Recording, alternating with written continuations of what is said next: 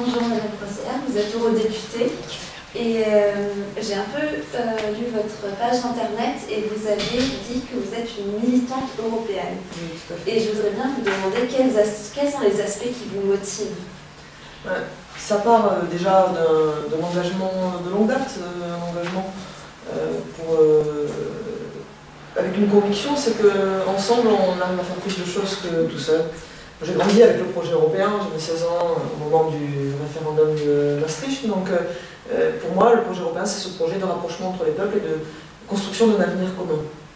Et puis dans ma vie professionnelle, j'ai du coup voulu mieux connaître les institutions européennes et je me suis rendu compte que ces derniers temps, avec les différentes crises européennes, le projet européen, ou en tout cas la mécanique européenne telle qu'elle fonctionnait, était un petit peu éloigné de ce projet de solidarité et de coopération entre les peuples. On était plus dans une logique de compétition et de méfiance. Et donc c'est pour ça que je suis aujourd'hui très heureuse de pouvoir être engagée sur le plan politique pour porter une autre vision de l'Europe, une vision d'une Europe solidaire.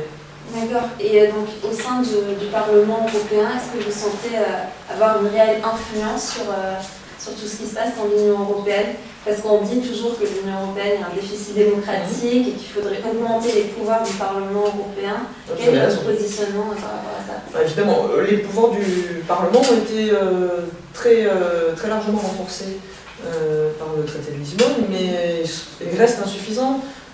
C'est aujourd'hui la Commission européenne qui a le seul monopole de l'initiative législative, donc c'est elle qui décide de proposer des mesures à la délibération du Parlement européen. Et puis nous avons la possibilité, nous, de nous exprimer, de prendre position dans le débat, y compris sur des domaines qui ne sont pas directement dans le champ de compétences du Parlement, sur la question des politiques étrangères par exemple, sur les questions sociales qui restent encore très fortement dans la main des États. Néanmoins, nous avons quand même la possibilité en tant que Parlement d'être une arène politique, de pouvoir faire en sorte que se déroule le débat politique.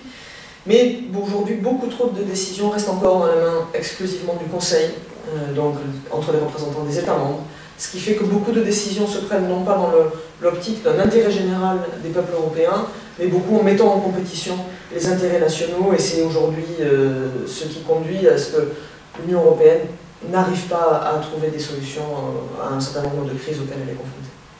Et pensez-vous que le problème est seulement institutionnel? Ou est-ce que ça ne va pas plus large? Est-ce que les problèmes ne sont pas aussi liés à d'autres...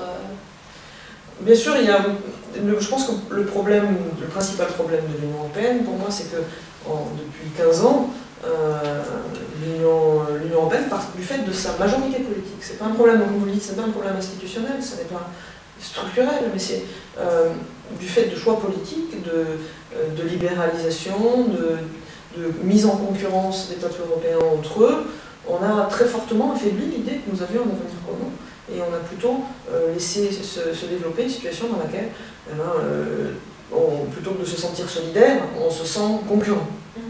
Et ça, c'est quelque chose qui, pour les citoyens, je pense, rend beaucoup moins estimable, beaucoup moins intéressant l'idée d'un projet européen commun. Donc ce que nous devons faire, c'est, au-delà de la question institutionnelle, remettre du débat politique sur les questions européennes pour savoir qu'est-ce que nous voulons faire ensemble. Est-ce que nous voulons continuer à nous faire concurrence et être dans une logique de compétition? Est-ce que nous voulons nous donner les moyens d'une solidarité renforcée, que ce soit sur la question sociale, donc la protection des plus faibles, des plus précaires, ou que ce soit sur les questions humanitaires avec l'accueil des réfugiés sur le sol européen. Vous plaidez vraiment pour une Europe politique. Oui. Mais quelle est votre vision exacte pour le futur de l'Europe? Est-ce que vous tendez plutôt vers le fédéralisme, carrément? Oui, mais vous savez, j'appartiens à un parti fédéraliste, le parti radical de gauche, mais c'est pas une question d'idéologie, ça part du constat qu'aujourd'hui, comme on laisse les décisions se prendre uniquement en fonction des bénéfices qui peuvent être retirés par chacun des pays individuellement, on n'a absolument pas mis en place, enfin on n'a pas assez en tout cas mis en place les moyens d'une solidarité européenne, donc d'un avenir commun européen. Eh bien, on a laissé les peuples et les gouvernements revenir dans une logique purement nationale. Donc si on veut faire vivre le projet européen, on n'a pas le choix. Il faut construire cette solidarité. Alors, je pense qu'aujourd'hui, il faut être lucide. On a beaucoup de pays qui, justement, du fait de ce recentrage national, à la fois au niveau de leur gouvernement et de leur population, ne se projettent plus dans un projet européen. Mais c'est peut-être parce qu'on l'explique mal. Donc, je pense que nous devons nous remettre autour de la table, proposer un projet, et ensuite le construire avec les États qui devront y participer. Mais je ne pense pas qu'on puisse le décréter aujourd'hui au niveau des institutions en imaginant qu'il sera adopté comme ça par l'ensemble des 28 et bientôt 27 États. Donc on doit d'abord construire le projet et après convaincre les peuples et les pays qui le souhaitent de le rejoindre. Et faut-il partir là peut-être plutôt sur les régions? On a beaucoup parlé de régions aussi là déjà lors des conférences. Et je me demande si le rôle des régions ne devient pas de plus en plus important et si, en fin de compte, les régions sont plus proches de l'Europe que les nations le sont. Moi, je ne suis pas tellement dans cette idée de l'Europe des régions. Bien sûr, les régions ont un rôle très fort à jouer, de proximité avec les citoyens. Mais aujourd'hui, les mécanismes de solidarité qui existent, ils existent au niveau national. Et je ne pense pas que ce soit en favorisant les régions par rapport à l'échelon national et donc en fragilisant les mécanismes de solidarité qui existent aujourd'hui, qu'on crée un projet politique commun. Pour moi, le défi est surtout de construire cette solidarité au niveau européen, à construire avant de se poser la question de défaire ce qui peut exister au niveau national.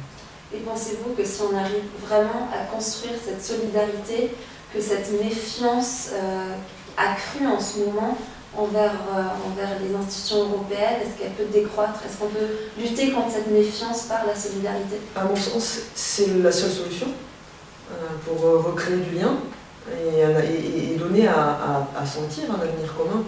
C'est la seule solution, mais elle est difficile. Parce que beaucoup de mal a été fait aujourd'hui, on le voit dans beaucoup de pays européens, la Grande-Bretagne pour commencer, mais aussi avec les mouvements en Pologne, en Hongrie, demain une élection aux Pays-Bas, un référendum demain, donc dans quelques mois, et puis dans les jours qui viennent, la question du référendum en Italie aussi. Donc, bien sûr, on voit que la méfiance est très, très forte, pour ne pas parler de rejet. Donc, mais c'est un travail de longue haleine, ça ne va pas se faire facilement, mais à mon sens, c'est le seul chemin qui est possible aujourd'hui. D'accord. Merci beaucoup. Je sais qu'on n'avait pas beaucoup de temps, donc je n'ai pas pu retenir, mais merci beaucoup d'avoir répondu. Je vous en prie, merci à vous.